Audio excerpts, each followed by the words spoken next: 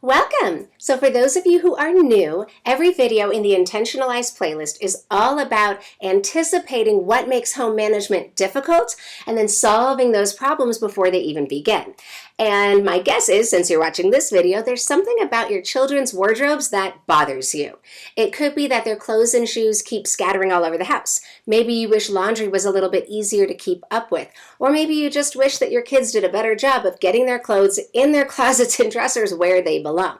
Whatever your specific frustrations are, I think it's safe to assume that they would be easier to solve if only your kids' wardrobes were just a little bit smaller.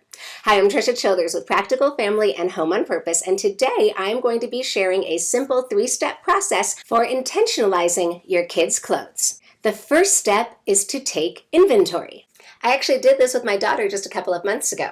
We went through the entire house, the car, outside, everywhere, and we gathered all of her clothes and shoes. We washed everything and put it away nicely. Now, while we did this, we also kept an eye out for clutter. So if there was a pair of pants with a big hole in the knee or something that was obviously too small, we went ahead and got rid of it. And when we put the keepers away, we made sure to separate them according to category. So jackets, long sleeve shirts, short sleeve shirts, skirts, and dresses. And now here is the key.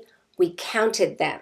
So my daughter, for example, right now has 16 short sleeve shirts. And I helped her with the math a little bit, and I helped her realize that that meant she could wear a different t-shirt every single day without doing any laundry and go for more than 2 weeks. And that didn't even count the long sleeve shirts or the dresses. And the best part is that my 8-year-old daughter came to the conclusion naturally herself that, whoa, she's got way more t-shirts than she actually needs, and it doesn't make sense to buy any more.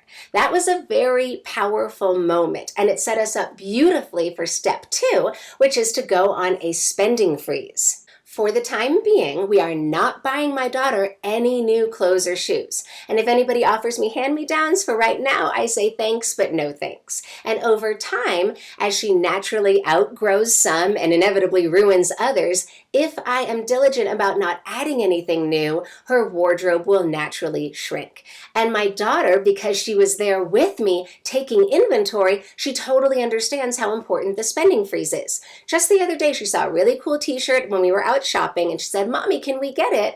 And all I had to do was ask her, "How many t-shirts do you have at home again?" And she said, "Oh, yeah, okay, never mind."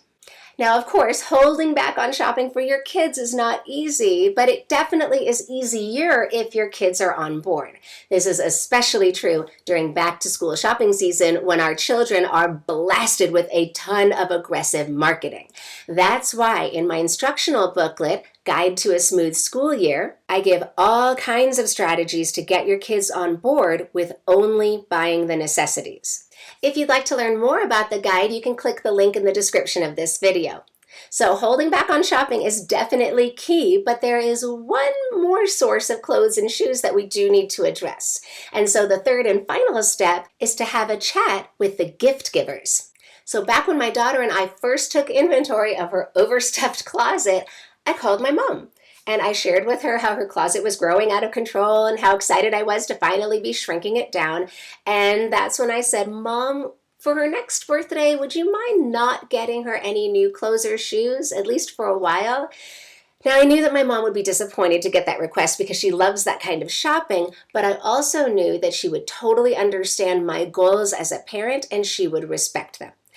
Now, just to be clear, if I have a relative who would be devastated to get a call like that and be really emotionally upset, I would probably let it slide for them. I only make these kinds of special gift requests to friends and relatives who I know will understand. So if you implement all 3 of these steps, taking inventory with your kids so that they can see and feel the problem for themselves, and go on a spending freeze and have a chat with the gift givers so you stop the wardrobe from growing any bigger, then over time your kids' collections of clothes and shoes will naturally shrink. And when that happens, it will be much easier to keep everything clean, neat, and put away where it belongs.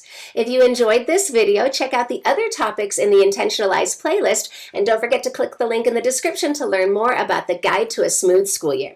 Until next time, this is Trisha Childers with Practical Family and Home on Purpose.